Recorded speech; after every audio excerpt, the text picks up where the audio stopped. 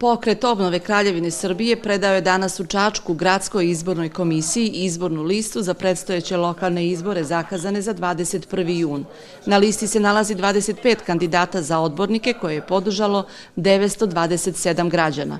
Prvi na listi je Miloš Obrenović. Tom prilikom zamenik predsjednika pokreta Mirko Čikiriz istakao je između ostalog da je prvi put posle 1945. godine koalicija za Kraljevinu Srbije ujedinjena u želji da od Srbije napravi modernu, bogatu, evropski, prosperitetnu kraljevinu iz koje građani neće odlaziti, već će u nju dolaziti kao što je to bilo pre promene oblika vladavine.